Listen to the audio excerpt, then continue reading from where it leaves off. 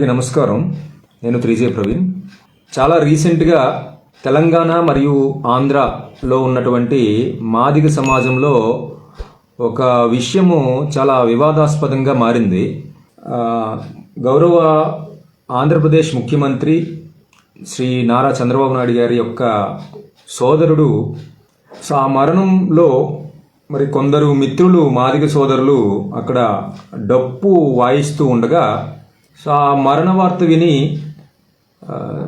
మన గౌరవ మంద కృష్ణమాదిగ గారు అక్కడికి వెళ్ళి ఆ కుటుంబాన్ని ఓదార్చడం కోసం అక్కడికి వెళ్ళినప్పుడు డప్పు కొడుతున్నటువంటి సోదరులు వాళ్ళను చూసి వాళ్ళతో పాటు కృష్ణమాదిగ గారు కూడా డప్పు దరువు వేయడం జరిగింది. అయితే ఈ విషయమై కొన్ని రోజులుగా సోషల్ మీడియా వేదికగా మన మాదిగ జాతిలోనే కొంతమంది అజ్ఞానులు అనొచ్చు, అవగాహన రాహిత్యంతో ఉన్నటువంటి మిత్రులు అనొచ్చు. సో వాళ్ళు ఆ డప్పు కొట్టడం, కృష్ణమాదిగ గారు డప్పు కొట్టడాన్ని చాలా రాద్ధాంతం చేస్తూ, వివాదాస్పదం చేస్తూ, కృష్ణమాదిగ నువ్వు ఎందుకు డప్పులు కొట్టావు, సో ఇంకా డప్పు కొట్టే స్థితికి మాదిగ జాతిని పరిమితం చేస్తావా, అసలు మాదిగలు డప్పు కొట్టుకుంటూనే బతకాలా, ఇలా రకరకాలైనటువంటి వ్యాఖ్యలు చేస్తూ వారి యొక్క సునకానందాన్ని ప్రదర్శిస్తూ ఉన్నారు. అయితే ఇప్పుడు కృష్ణమాదిగ గారు పలానా వ్యక్తి మరణం దగ్గర డప్పు కొట్టారు, లేకపోతే మరొకరి దగ్గర డప్పు కొట్టలేదు అనే విషయం మీద నేను ఇప్పుడు మాట్లాడడం లేదు. కానీ పర్టికులర్గా ఆ వ్యక్తి మరణం దగ్గర డప్పు కొట్టారు, లేకపోతే మరొక వ్యక్తి మరణం వద్ద డప్పు కొట్టలేదు అనే విషయం మీద నేను మాట్లాడను. కానీ అసలు కృష్ణమాదిగ గారు డప్పు కొట్టడము నేరమా, లేకపోతే అదేమైనా అజ్ఞానమా, అవగాహన రాహిత్యమా, లేకపోతే వెనకబాటుతనానికి చిహ్నమా, ఇలాంటి విషయాలు కాస్త మాట్లాడే ఉద్దేశం మీద ఉన్నాను. అలాగే మన మాదిగ సమాజానికి కూడా డప్పు యొక్క ఔన్నత్యము ఆల్రెడీ వాళ్ళకి తెలుసు, బట్ మరొకసారి గుర్తు చేసే ఉద్దేశం మీద నేను ఈ వీడియో చేయడం జరుగుతుంది. అయితే మిత్రులారా, ఈ సంఘటన జరగడానికి ముందే కృష్ణమాదిగ గారు చంద్రబాబు నాయుడు గారి సోదరుడు మరణం వద్ద డప్పు కొట్టడానికి ముందే కొంతమంది మాదిగ మేధావులు అని చెప్పబడుతున్నటువంటి కొంతమంది పెద్దలు కూడా డప్పు కొట్టడాన్ని తీవ్రంగా నిరసించారు, వ్యతిరేకించారు. ఉదాహరణకి ఆర్ఎస్ ప్రవీణ్ కుమార్ గారు అయి ఉండొచ్చు. అలాగే బహుశా మరి విశారదన్ మహారాజ్ కూడా డప్పు కొట్టడాన్ని కూడా కొంత వ్యతిరేకించినట్టుగా వాళ్ళ ఫాలోవర్స్, అభిమానులు కూడా కొన్ని సందర్భాల్లో సోషల్ మీడియాలో చెప్పినట్లుగా నాకు గుర్తు. అయితే ఈ సందర్భంగా ఒక విషయాన్ని మీ అందరికీ తెలియజేయాలనుకుంటున్నాను. మనకి తెలిసిన విషయమే, కాకపోతే మరొక్కసారి గుర్తు చేయాలనే ఉద్దేశం. చరిత్ర తెలియని వాడు చరిత్రహీనుడవుతారు. మరొకసారి చెప్తున్నా, చరిత్ర తెలియని వాడు చరిత్రహీనుడవుతాడు. అంటే మన జాతి సంబంధించినటువంటి మాదిగ జాతికి సంబంధించిన చరిత్ర, ఔన్నత్యము, గత వైభవము ఎప్పుడైతే మనం తెలుసుకోకుండా ఉన్నామో అది మనకి ఆత్మగౌరవ లోపంగా మనం తీసుకోవచ్చు. చరిత్రహీనులుగా భవిష్యత్తులో మారడానికి అదొక ఉదాహరణ.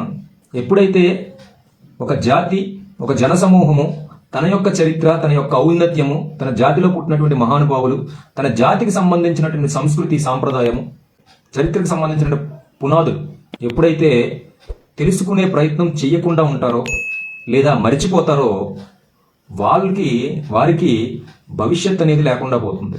ఎందుకంటే వారు చరిత్రహీనులు, పైగా ఆత్మగౌరవం అనేది లేకుండా బ్రతుకుతున్నటువంటి, అవగాహన రాహిత్యంతో కూడుకున్నటువంటి వ్యక్తులుగా మనం తీసుకోవచ్చు. సో ఇక్కడ మన చరిత్ర ఏమిటి అని మనం తెలుసుకుంటే కనుక, మాదిగల యొక్క చరిత్ర అనేది ఏంటో తెలుసుకుంటే కనుక, మాదిగల యొక్క చరిత్రలో ప్రధానంగా పాత్ర వహించేది డప్పు. డప్పు లేనటువంటి మాదిగ సమాజాన్ని మనం ఊహించుకోలేం.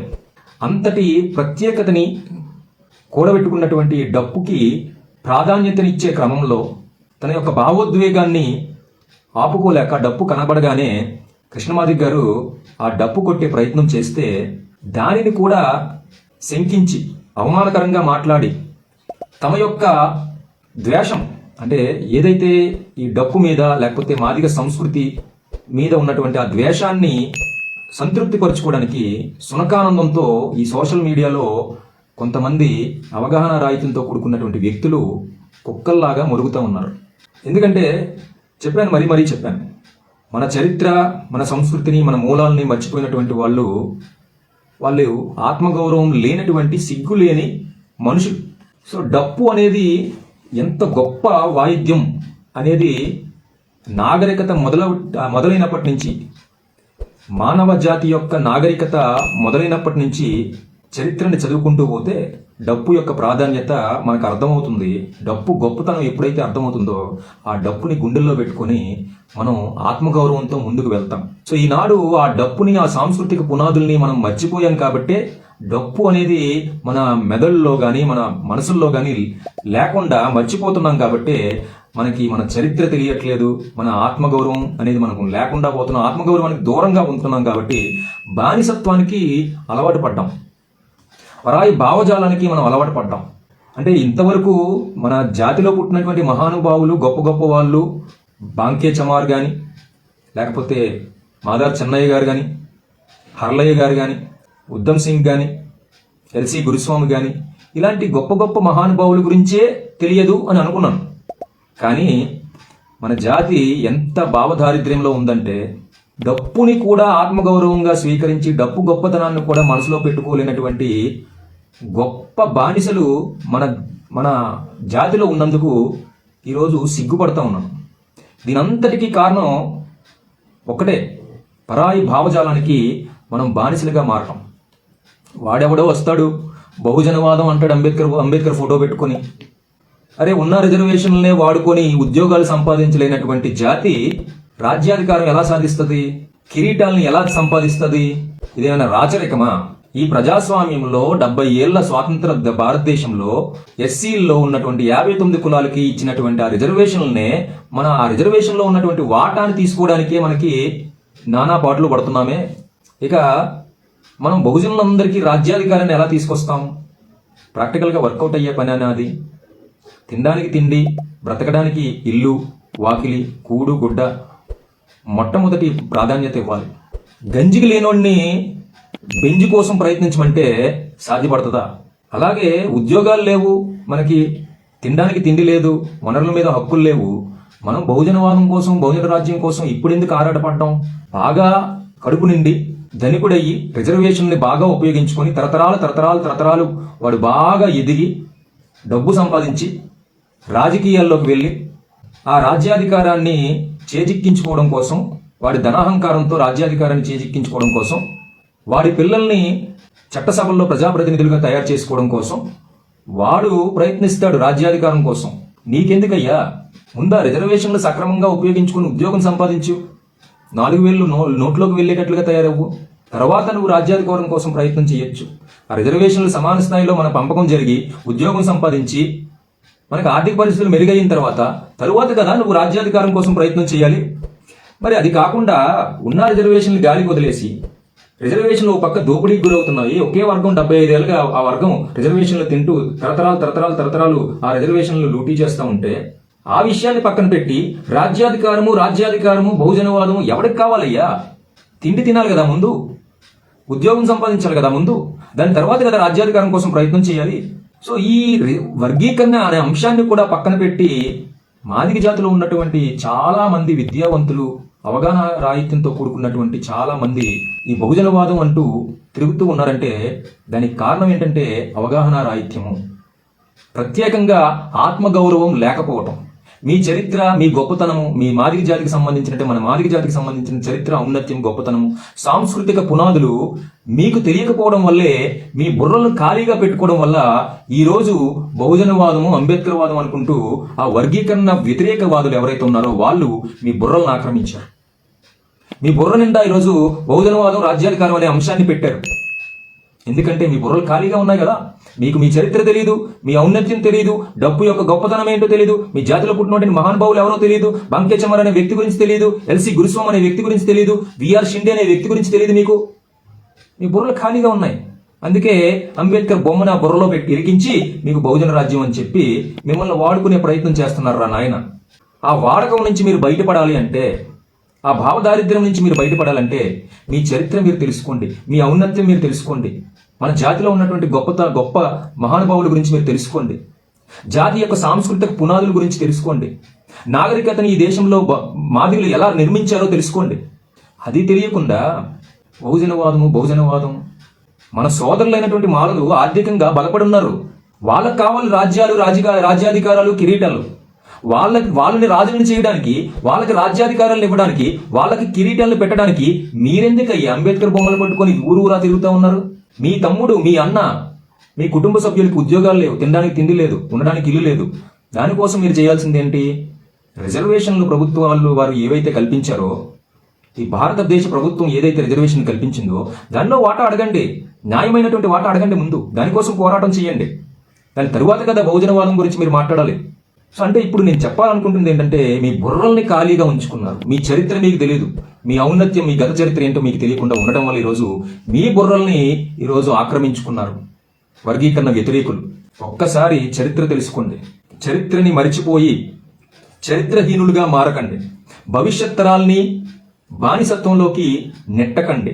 దయచేసి చరిత్ర తెలుసుకోండి. డప్పు దగ్గర నుంచి మీ చరిత్ర, మన చరిత్ర గొప్పతనం ఏంటంటే తెలుసుకోండి. డప్పు యొక్క ప్రాధాన్యత గొప్పగా ఉంటుంది. అదంతే ప్రత్యేకంగా మనం చెప్పాల్సిన పని లేదు. చాలా మంది మిత్రులకు తెలుసు, కానీ తెలియనటువంటి వాళ్ళ కోసం ఇంకొన్ని విషయాలు నేను చెప్పే ప్రయత్నం చేస్తాను. ఈ సమాజంలో చనిపోయినటువంటి జంతువు యొక్క చర్మాన్ని, ఆవు యొక్క చర్మాన్ని వలిచి ఆ చర్మాన్ని ఒక ప్రత్యేకమైనటువంటి పద్ధతిలో, శాస్త్రీయ పద్ధతిలో శుద్ధి చేసి ఆ చర్మంతో అనేక రకాలైనటువంటి వస్తువులు ఈ సమాజానికి అందించినటువంటి ఘనత మాదిగోనిది. సో ఆ చర్మంతో చేసినటువంటి వస్తువులు ఈ ప్రపంచంలో, ఈ సమాజంలో ఉన్నటువంటి అన్ని కులాల వారికి మాదిగలు అందించారు. ప్రతి సామాజిక వర్గానికి చెందినటువంటి వాళ్ళు కూడా చర్మంతో చేసినటువంటి వస్తువులు తమ దినచర్యలో భాగంగా ఉపయోగించుకున్నారు. బ్రాహ్మణుడి దగ్గర నుంచి శూద్ర కులాల వరకు అందరూ వినియోగించుకున్నారు.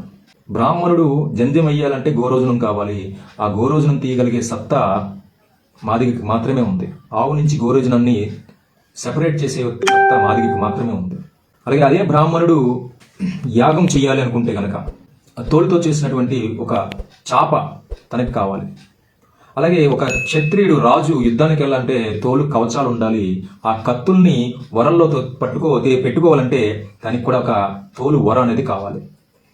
అలాగే ఒక కాపు పంటలు పండించడం కోసం, ఎద్దుల్ని కట్టడం కోసం, లేకపోతే నీటిని తోడటం కోసం, లేకపోతే ధాన్యాన్ని నిల్వ చేసుకోవడం కోసం అనేక వస్తువులు తోలుతోనే తయారు చేయాలి. ఒక మంగలి తన కత్తులను దాచుకోవడానికి తోలు సంచి కావాలి. ఒక గొల్ల తను ఆలమందుతో బయటికి వెళ్ళినప్పుడు దాహం వేస్తే నీరు తాగడానికి తోలు తిత్తు కావాలి. ఒక గౌడ తాటి చెట్టు ఎక్కడానికి, కళ్ళు తీయడం కోసం చెట్టు ఎక్కడానికి బెల్ట్ కావాలి. ఆ బెల్ట్ తోలుతో తయారు చేయాలి. ఈ సమాజంలో ఉన్నటువంటి ప్రతి వ్యక్తి కూడా, అన్ని సామాజిక వర్గాలకు చెందినటువంటి వ్యక్తి తమ పనులు చేసుకోవడానికి తోలుతో చేసినటువంటి వస్తువులు ఆవశ్యకత ఉంది. ఈ సమాజంలో ఆ వస్తువుల్ని తయారు చేసింది జంతువు నుంచి చర్మాన్ని విడిదేసి దాన్ని శాస్త్రీయబద్ధంగా శుభ్రపరిచి మాదిగా ఆ తోలుని, ఈ చర్మంతో చేసినటువంటి వస్తువులు తయారు చేసి ఆ తోలుతో ఈ సమాజం మొత్తానికి అందించాడు. మాదిగ యొక్క పాత్ర ఈ సమాజంలో అంత గొప్పగా ఉంది. నాగరికతని నిర్మించాడు. చర్మ నాగరికత అని చెప్పుకోవచ్చు మనం. చర్మ సివిలైజేషన్ అని చెప్పి మనం మాట్లాడుకోవచ్చు. సో చాలా మంది మాట్లాడతారు రాతి యుగము అని చెప్పుకుంటారు, లేకపోతే స్టోన్ ఏజ్, రాతి యుగం అని మాట్లాడతారు, అలాగే ఇనప యుగం అని మాట్లాడతారు. కానీ చర్మయుగం గురించి ఎవరు మాట్లాడటం లేదు. ఎందుకంటే ప్లాస్టిక్, ఈ ఇనుము లేని సమయంలో చర్మమే కదా, చర్మంతో చేసినటువంటి వస్తువులే కదా ఈ సమాజంలో ముఖ్య పాత్ర వహించాయి. మరి వాటిని తయారు చేసింది ఎవరు? మాదిగ. దాని తరువాత మరి అదే మనిషి కులాలకు అతీతంగా ప్రతి ఒక్కరూ కూడా చెప్పులు ధరించేవారు. మరి ఆ చెప్పులు తయారు చేసింది, పాదాలకి రక్షణ ఇచ్చింది కూడా మాదిగ. కులాలకు అతీతంగా బ్రాహ్మణుల నుంచి శూద్రుడి వరకు ప్రతి ఒక్కరూ కూడా ఆ చెప్పులతో నడిచే క్రమంలో మరి కొన్ని వేల సంవత్సరాలుగా ఆ చెప్పుని ఈ సమాజానికి అందించింది మాదిగ కదా. అలాగే ప్రత్యేకంగా మనం మాట్లాడుకోవాల్సింది డప్పు యొక్క పాత్ర. డప్పు అనేది కేవలము సంగీత వాయిద్యం మాత్రమే కాదు. శాస్త్రీయమైనటువంటి ఈ వాయిద్యాలు భారతీయ సంగీతంలో ఏవైతే ఉన్నాయో వాటికంటే పూర్వం, వాటికి పునాది ఈ మృదంగం గాని, వీణ గాని, ఏవైతే ఈ శాస్త్రీయమైనటువంటి భారతీయ వాయిద్యాలు, సంగీత వాయిద్యాలు ఉన్నాయో వాటన్నిటికంటే ముందు ఈ సమాజంలో, భారతదేశంలో, భారతీయ సమాజంలో, భారతీయ నాగరికతలో మొట్టమొదటిగా తయారైనటువంటి సంగీత వాయిద్యం ఏదైనా ఉందంటే అది డప్పు కదా. ఆ డప్పుని ఈ సమాజానికి ప్రపంచానికి అందించినటువంటి ఘనత మాదిగూడదు కదా. మరి ఆ డప్పుని గుండెల్లో పెట్టుకోవాలి అనే కనీసమైనటువంటి బాధ్యత, అవగాహన మాదిగలైనటువంటి మీకు లేదా?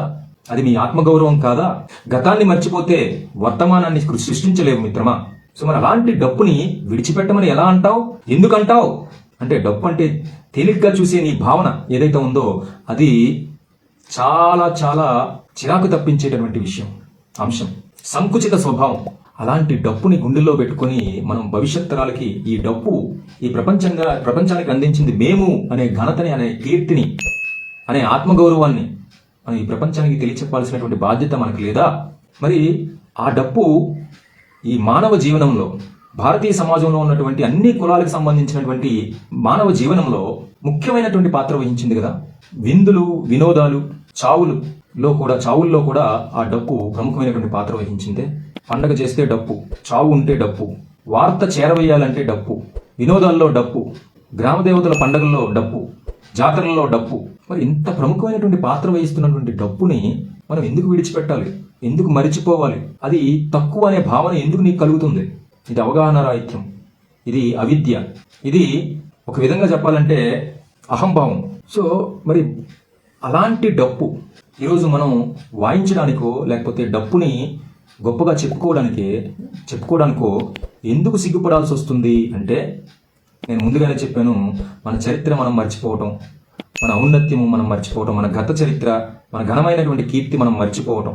దానివల్లనే మనం ఈరోజు ఈ రకమైనటువంటి భావజాలంలోకి వెళ్తున్నాం. ఒక జన సమూహం యొక్క భవిష్యత్తుని లేకపోతే వాళ్లకు వనరుల మీద ఉన్నటువంటి హక్కుల్ని కోల్పోయేటట్లు చెయ్యాలి అంటే ఒకటే మార్గం. బ్రిటిష్ సూత్రం ఏంటంటే, ఆ జన సమూహం యొక్క సంస్కృతిని నాశనం చేస్తే ఖచ్చితంగా జన సమూహము యొక్క వనరులు వారి చేతిలోకి వెళ్తాయి. అదే బ్రిటిష్ వారి ఫార్ములాని ఈనాడు కొంతమంది దళిత ధనికులు ఫాలో అవుతున్నారు. డప్పులు మర్చిపోమంటున్నారు, మన సంస్కృతిని మర్చిపోమంటున్నారు, మన సాంప్రదాయాన్ని మర్చిపోమంటున్నారు, మన గత చరిత్ర మర్చిపోమంటున్నారు, మన వైభవం మర్చిపోమంటున్నారు, మన జాతిలో పుట్టినటువంటి మహానుభావుల గురించి అసలు తెలుసుకోవాలనే జిజ్ఞాసే లేనట్లుగా తయారు చేస్తున్నారు. అలాంటి సమాజాన్ని మనం తయారు చేసుకుంటున్నాం. సో మరి అలాంటి సమాజంలో మనం ఉండటం వల్ల మన వనరుల మీద మన హక్కులు కోల్పోతున్నాం. ఎప్పుడైతే మనం వనరుల మీద హక్కు కోల్పోతున్నామో బానిసలుగా మిగులుతున్నాం. అదే బ్రిటిష్ భావజాలానికి బానిసలుగా తయారయ్యాం. అదే వర్గీకరణ వ్యతిరేక వర్గానికి చెందినటువంటి భావజాలానికి బానిసలుగా తయారవుతున్నాం. ఎంత ఘోరమైనటువంటి పరిస్థితుల్లో ఉన్నామంటే, ఈరోజు మాదిగలుగా ఉన్నటువంటి మనము డప్పు పెన్షన్లు తీసుకోవడానికి కూడా వెనకడుగు వేస్తున్నాము. మరి అదే డప్పు పెన్షన్ ని ఈరోజు కొంతమంది ఎస్సీ వర్గీకరణ వ్యతిరేక వర్గానికి చెందినటువంటి వాళ్ళు తీసుకుంటున్నారు. మనం తీసుకోకపోవటం వల్ల ఇంతటి దౌర్భాగ్యకరమైనటువంటి పరిస్థితికి ఎందుకు మనం నెట్టివేయబడ్డాము అంటే, మన చరిత్రను మనం మర్చిపోయాం, మన తోలు వ్యవస్థని మనం మర్చిపోయాం, మన గత వైభవాన్ని మనం మర్చిపోయాం. ఆధునీకరణ పేరుతో, బ్రిటిష్ వాదం పేరుతో వాడు ఒకటే చెప్తాడు చాలా క్లియర్గా, ఒక జన సమూహాన్ని నీకు బానిసగా తయారు చేసుకోవాలంటే ఆ జన సమూహానికి సంబంధించినటువంటి సంస్కృతి సాంప్రదాయాన్ని, వాడి యొక్క ఘనమైన చరిత్రని నాశనం చెయ్యి, అప్పుడు వాళ్ళు నీకు బానిసలుగా తయారవుతారు. ఆ సంస్కృతి నుంచి వాళ్ళని దూరం చెయ్యాలి. ఎప్పుడైతే ఆ సంస్కృతి వారి యొక్క సొంత సంస్కృతి నుంచి, సాంప్రదాయం నుంచి, గత చరిత్ర నుంచి వారిని దూరం చేస్తావో ఆ రోజున వాళ్ళు నీకు బానిసలుగా తయారవుతారని చెప్పి బ్రిటిష్ సూత్రం అది. ఆ సూత్రానికి మీరు బలైపోతున్నారంటే, మా జాతిలో పుట్టినటువంటి, మాదిగ జాతిలో పుట్టినటువంటి కొంతమంది ఈ అవగాహన రాహిత్యంతో కూడుకున్నటువంటి మూర్ఖులు ఇలాంటి భావదారిద్ర్యంలోకి జాతిని నెట్టేస్తా ఉన్నారంటే, స్వార్థపరులు వాళ్ళు, మూర్ఖులు వాళ్ళు. అరే డప్పు కొట్టడం చిన్నపుచ్చుకోవడమా? అవమానమా? చరిత్ర సృష్టించినటువంటి డప్పు, నాగరికతను నిర్మించినటువంటి డప్పు, సంస్కృతిని నిర్మించినటువంటి డప్పు, సభ్య సమాజాన్ని మొత్తానికి కూడా విషాదంలోని, ఆనందంలోని ప్రతి చోట డప్పు భాగంగా ఉంటే, ప్రతి మనిషికి డప్పు భాగంగా ఉంటే, అలాంటి డప్పుని నువ్వు గుండెల్లో పెట్టుకోవడానికి నీకు సిగ్గుగా ఉందా? అవమానకరమా? నువ్వు మనిషివా? నీకు ఆత్మగౌరవం ఉందా? సిగ్గుందా? నువ్వు మాదిగవా? నీకు డప్పు కొట్టడం అవమానంగా భావిస్తే మాదిగ కులాన్ని వెళ్ళిపో మాదిగ కులం నుంచి, వదులుకో మాదిగత్వాన్ని. డప్పుని గౌరవించలేని వాడు, డప్పుని గుండెల్లో పెట్టుకోలేనటువంటి వాడు మాదిగ కాదు. వాడు బ్రిటిష్ బానిస, లేకపోతే ఎస్సీ వర్గీకరణ వ్యతిరేక వర్గానికి చెందినటువంటి భావజాలానికి వాడు కట్టు బానిస. ఎస్, డప్పు కొడతాం. డప్పు అనేది మా ఆత్మగౌరవం, మా చరిత్ర, మా సంస్కృతి, మా సాంప్రదాయం, మా ఆత్మగౌరవం. డప్పుని ప్రపంచ వేదికల మీద నిలబెడతాం. డప్పు కళాకారుల్ని ప్రపంచ వేదిక మీద గొప్పగా తీర్చిదిద్దుతాం. డప్పుని అంతర్జాతీయ స్థాయికి తీసుకెళ్తాం. ఆ దిశగా మీరు ప్రయాణం చేయాలి తప్ప డప్పు వదులుకోవడం ఏంటి? కేవలం మరణాల దగ్గరికి మాత్రమే కాదు, విందు వినోదాల్లో కూడా డప్పు ఉంటుంది. మనిషికి ఆహ్లాదకరంగా వినోదాన్ని పంచిపెట్టే విషయంలో కూడా డప్పు ఉంటుంది. ఈ దేశానికి సంస్కృతిని అందించే విషయంలో కూడా డప్పు ఉంటుంది. జర్నలిజానికి పునాది డప్పు. అలాంటి డప్పును మేమెందుకు వదులుకోవాలి? కేవలం శవం దగ్గర డప్పులు కొట్టడం కాదు, అదొక్కటే కాదు డప్పు యొక్క ప్రాముఖ్యత. డప్పు కొట్టేవారిని మీరు కొట్టొద్దు, డప్పు వదులుకోండి అంటున్నారంటే ఆ డప్పు కళాకారుల్ని మీరు అవమానిస్తున్నట్టుగా అర్థం. మా సంస్కృతిని, ఒక కళని, డప్పు కొట్టడం అనే కళని శాశ్వతంగా మాదిగ సమాజం నుంచి దూరం చేస్తున్నారు మీరు స్వార్థపరులు. మీరు బ్రిటిష్ బానిసలు. మీకు కావాల్సింది బ్రిటిష్ నాగరికత, బ్రిటిష్ సంస్కృతిని ఈ మాదిగ జాతిలో తెచ్చి పెట్టడం కోసం మీరు ఈరోజు డప్పు అనే అంశాన్ని మాదిగ జాతి నుంచి దూరం చేయడం కోసం రకరకాల ప్రయత్నాలు మీరు చేస్తా ఉన్నారు. డప్పు కొట్టే వాళ్ళని ఎందుకు చిన్న చూపు చూడాలి? కళాకారుడు అతను శవం దగ్గర కొట్టినా, లేకపోతే విందుల్లో కొట్టినా, లేకపోతే పండగలో కానీ జాతరలో కొట్టినా కానీ ఒక డప్పును కొట్టేవాడిని ఎందుకు మనం తేలిగ్గా చూడాలి? ఈ చూపు ఎందుకు ఆ విధంగా ఆలోచన చేస్తుంది? తెలియని వాడు, డప్పు యొక్క ప్రాముఖ్యత తెలియని వాడు తక్కువగా చూశాడంటే వారి అజ్ఞానం. వేరే సామాజిక వర్గం చెందినటువంటి వాడు ఆ విధంగా చూశాడంటే అది వారి అజ్ఞానం. కానీ సొంత సమాజంలోనే మీరు మాదిగ సమాజంలో పుట్టి మాదిగల్లో ఉన్నటువంటి డప్పు కళాకారులను, డప్పు వాయిద్యకారుల్ని చిన్న చూపు చూడటము, శవాల దగ్గర డప్పులు కొట్టుకునేవారు అన్నట్లుగా మాట్లాడటం అనేది చాలా చాలా చాలా మూర్ఖత్వం. ఆ డప్పు వాయిద్యంలో, అది శవం దగ్గర కొట్టినా, దేవుడి దగ్గర కొట్టినా, జాతరలో కొట్టినా, ఎక్కడ కొట్టినా దానిలో ఒక కళ దాగి ఉంది. ఆ కళని గౌరవించే సంస్కృతి మీకు లేదు. ఎందుకంటే మీరు బ్రిటిష్ వాళ్ళకి బానిసలు కాబట్టి. ఆ కళని అర్థం చేసుకున్నటువంటి ఔన్నత్యము, మనసు మీకు లేదు. ఎందుకంటే మీకు సంకుచిత స్వభావం, చాలా నేరో మైండ్ మీలో ఉన్నది. మీరందరూ విద్యావంతులే, కానీ మీకు విశాల దృక్పథం లేదు.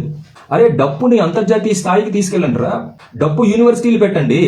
ఇదే భారతదేశంలో యూనివర్సిటీల్లో ఎక్కడైతే సంగీత కోర్సులు ఉన్నాయో, మ్యూజిక్ కోర్సులు ఉన్నాయో, ఆ కోర్సులో డప్పును కూడా ఒక భాగం చేయండి. ఈరోజు ఆంధ్ర యూనివర్సిటీలో సంగీతం సంబంధించినటువంటి కొన్ని కోర్సులు ఉన్నాయే, ఆ కోర్సుల్లో భారతీయ సంగీత శాస్త్రానికి సంబంధించి కొన్ని వాయిద్యాలు కూడా నేర్పిస్తున్నారు. మృదంగం గాని, వీణ గాని ఇవి నేర్పిస్తున్నారు యూనివర్సిటీలో. వాటితో పాటు డప్పును కూడా చేర్చండి అని చెప్పి నినాదం చేయండి. డప్పు కళాకారుల్ని యూనివర్సిటీల్లో ప్రొఫెసర్లు చేయండి. వాళ్ళకి లక్షల లక్షల జీతాలు ఇవ్వండి.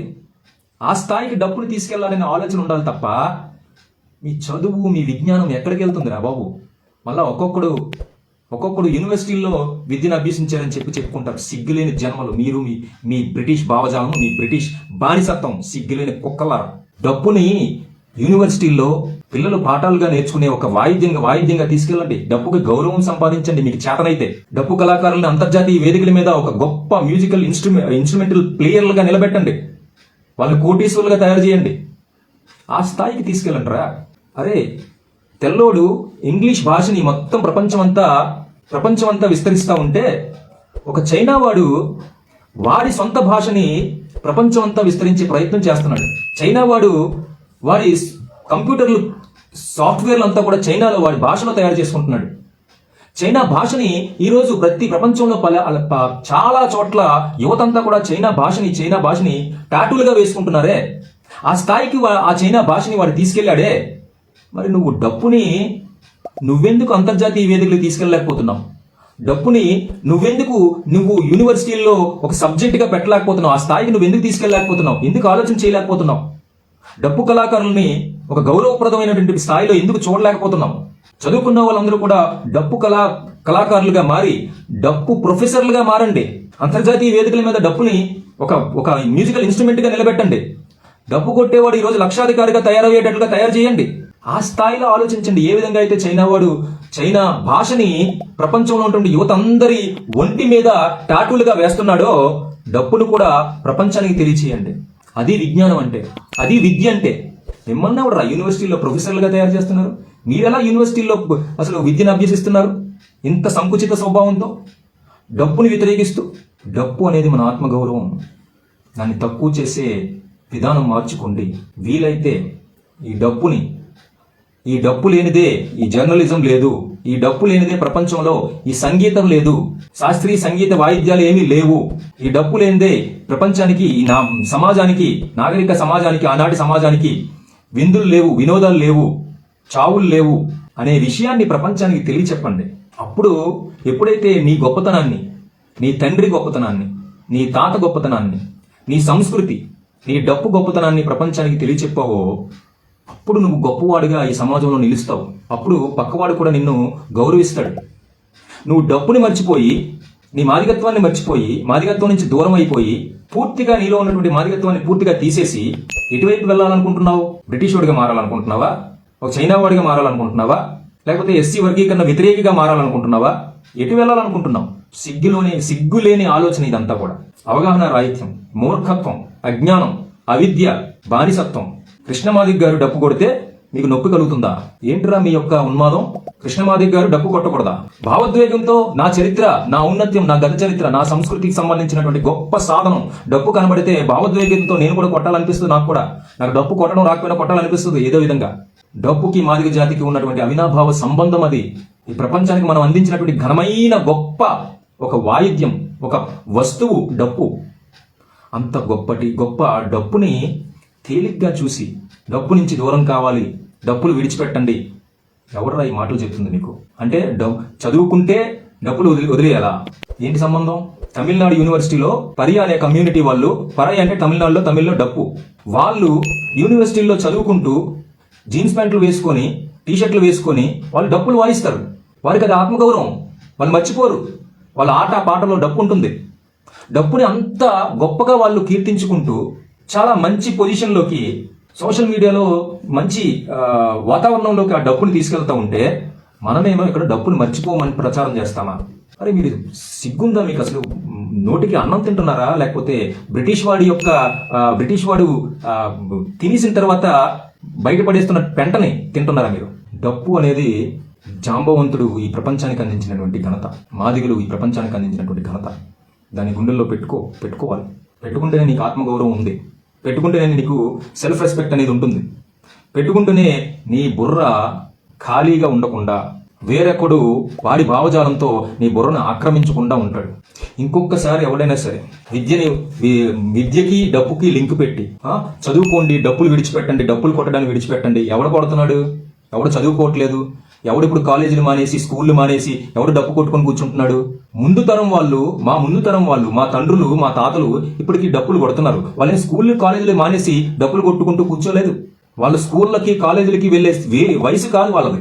వాళ్ళు మనకి సంపద, ఈ మాదిగ జాతి సంపద. డప్పు వాయిద్యాన్ని ఈ ప్రపంచంలో చూపించగలిగేటువంటి అరుదైన సంపద మన పూర్వీకులు, మన తండ్రులు, మన తాతలు. వారి గొప్పతనాన్ని అవకాశం వచ్చినప్పుడల్లా, వారి డప్పు యొక్క వాయిద్యం యొక్క గొప్పతనాన్ని అవకాశం వచ్చినప్పుడల్లా ఈ సమాజానికి చూపించాలి. డప్పు దరువు యొక్క గొప్పతనం ఈ సమాజానికి చూపించాలి. వాళ్ళ ద్వారా వాళ్ళ డప్పును కొట్టనియండి. డప్పు కొట్టడం చిన్న చూపు చూసుకోవడం కాదు. డప్పు కొట్టడాన్ని చిన్న చూపుగా చూసే వ్యక్తిది, వాడిది రోగం, వాడిది మానసిక రోగం. ఈరోజు ప్రపంచం డిగ్నిటీ ఆఫ్ లేబర్ ని గుర్తిస్తుంది, అందరికీ మర్యాద ఇస్తుంది. ఒక మెకానిక్ షాప్ లో బైక్ మెకానిక్ చేసే మెకానిక్ ని కూడా గౌరవిస్తుంది సమాజం. ఒక ఆటో వాళ్ళని గౌరవిస్తుంది సమాజం.